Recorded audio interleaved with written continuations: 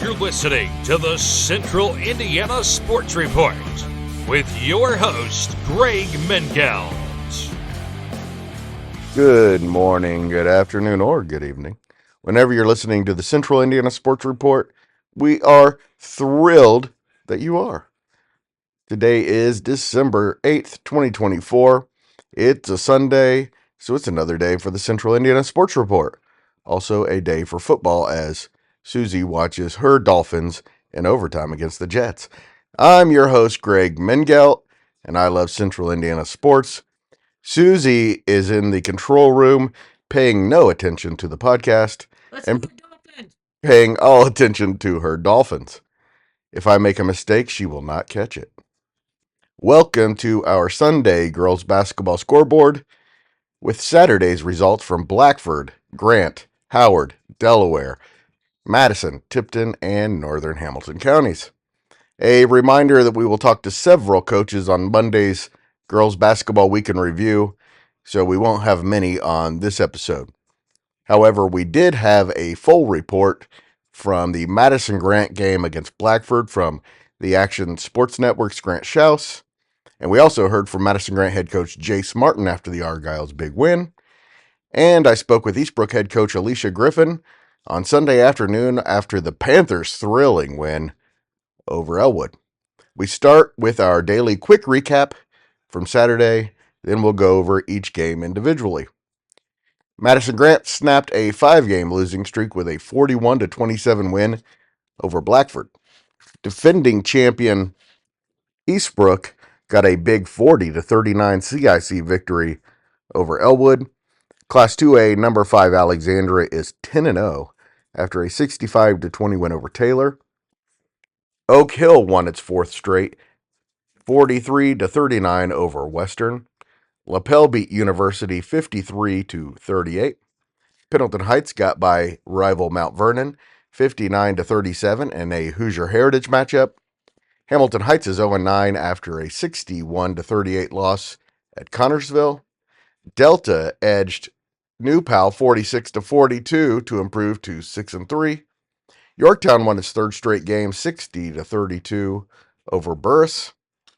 Class A number 12 Carroll has won 7 in a row. The Cougars beat Marion 54-48.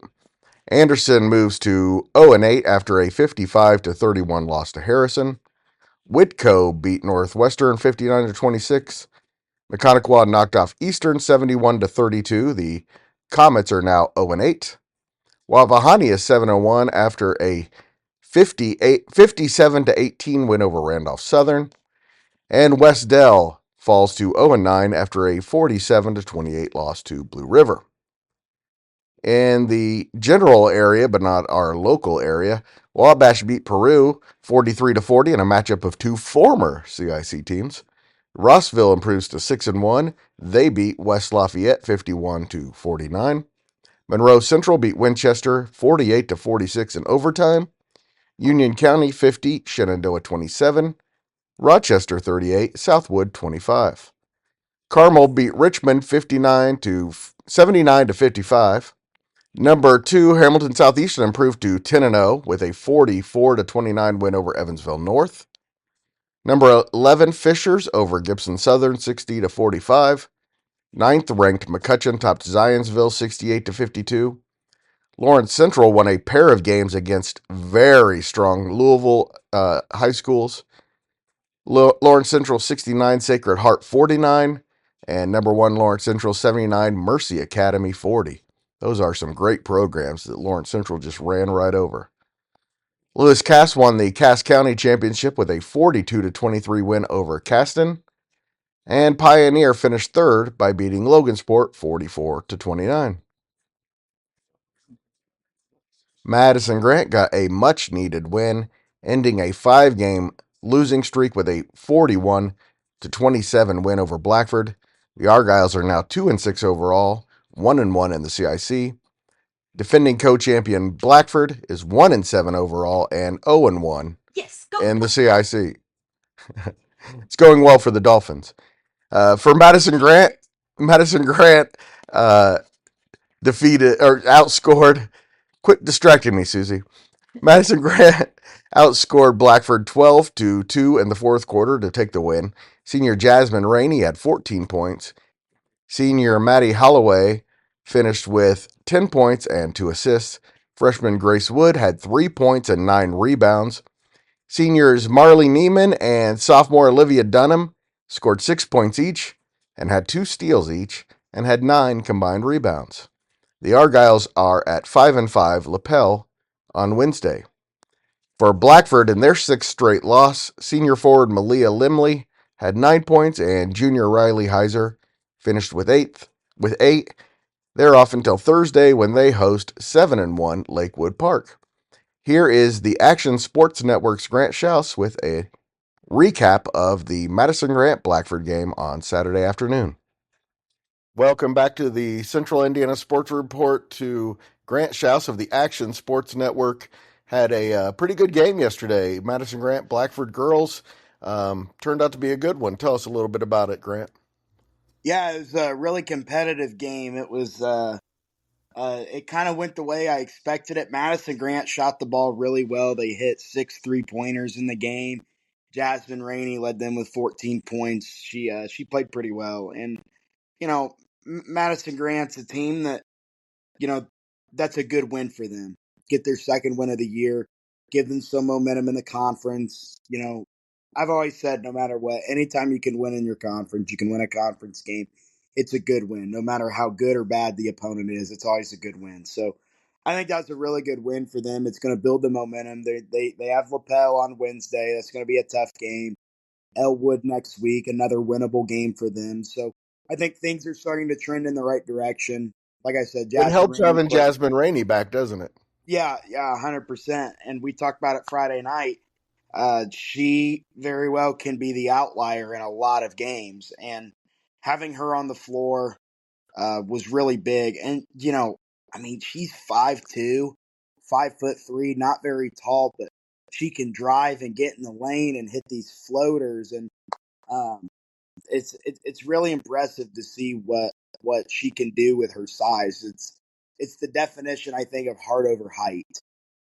And it's really a matter of she gets them into their offense. She runs the offense. She runs the defense. And when she was out for 3 or 4 games, really affected them. Yeah, and like we said, having her back on the floor is gonna be the biggest outlier in whether or not they win games, because she can handle the ball. And Madison Grant, I think that's one of their biggest weaknesses, is they sometimes struggle handling the ball.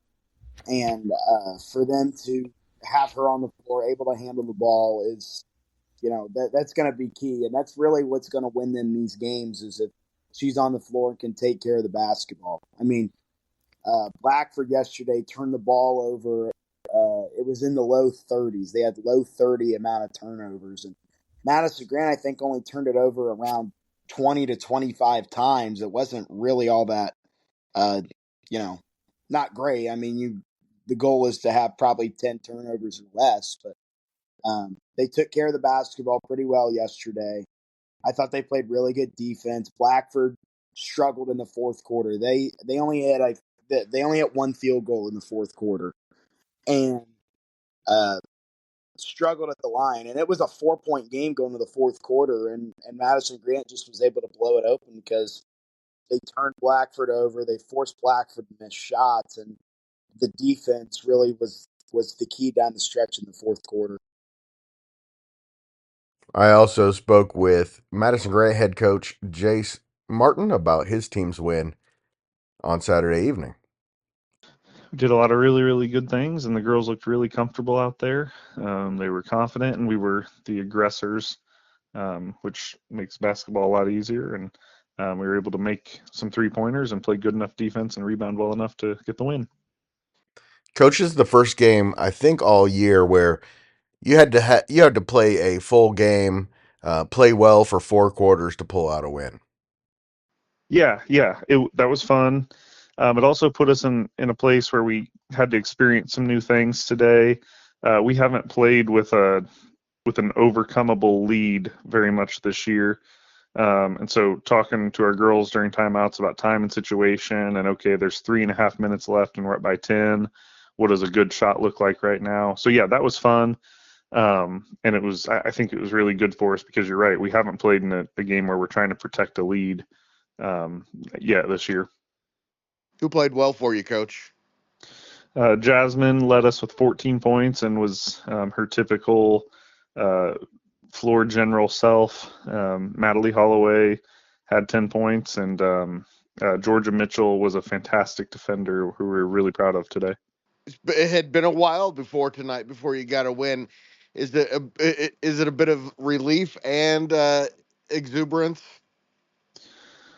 Yeah, for sure. We've had a lot of like what you and I would call moral victories, games where we came out of there thinking, man, we played well, or we did some really good things, or we showed growth there.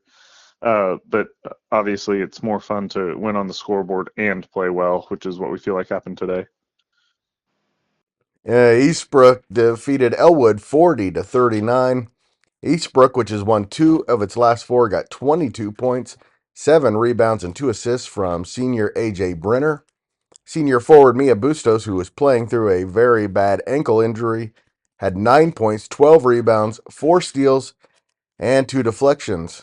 Both Brenner and Bustos knocked down some free throws down the stretch to seal the win. The Panthers go to 4-5 Frankton for a CIC game on Friday. It was the third straight loss for Elwood after a 6-0 start. The Panthers led 17-14 at the half and 27-25 at the end of the third. They are at 2-6 Tipton on Tuesday. Here is Eastbrook head coach Alicia Griffin with her thoughts on the win. We came out and we were a little fatigued and tired from our game Friday night against Miss Sinwa, but we emphasized putting a lot of focus on our rebounding yesterday, and that was the reason why we pulled it out.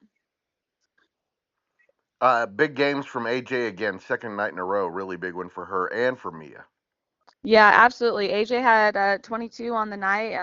She came and was ready to fill the void as we're missing Michaela Fox right now. And she came up big for us. Mia always comes up big for us in the lane. Her defense is unmatched. She can take care of anything inside, and her rebounds are phenomenal. She's coming off of an ankle injury on our game on Wednesday evening, and so she's not really 100%. And I think offensively she struggled a little bit, but nothing that our girls couldn't step up and take care of. I know she's feeling a little down right now, just coming off of that ankle injury, but I have no doubt she's going to come back and be 100% come Friday in our game against Frankton.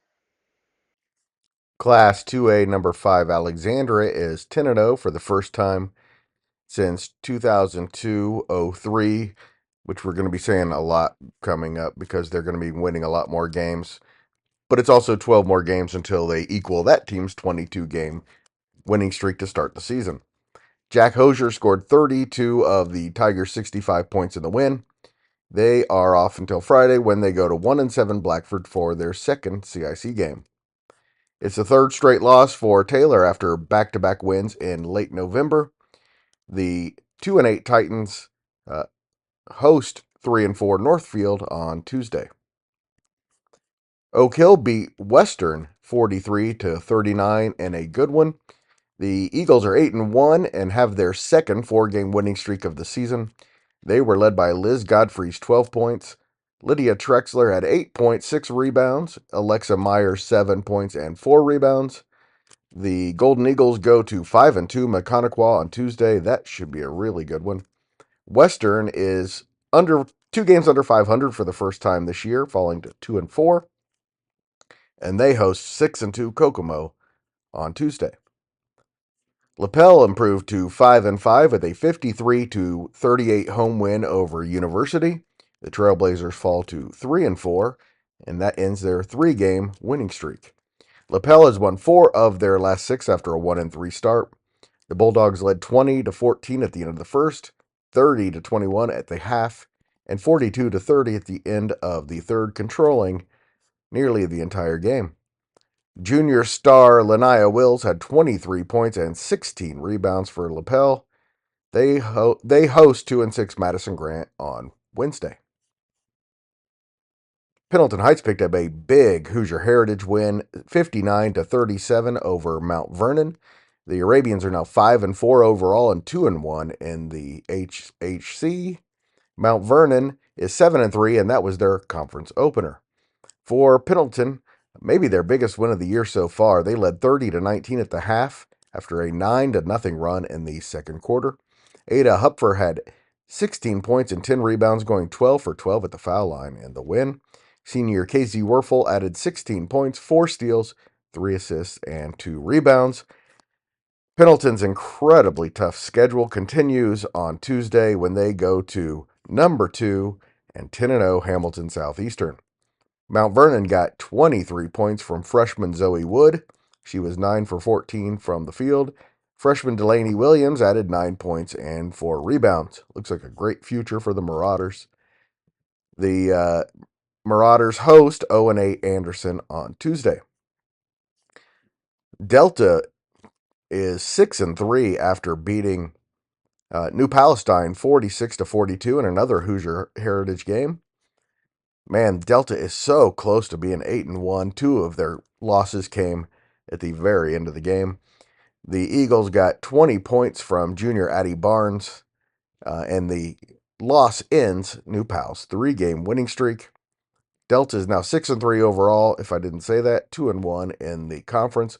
New Pal's 5-3 overall, 1-1 in the conference. Yorktown beat Burris 60-22 to improve to 5-2 on the season. Burris is now 1-7.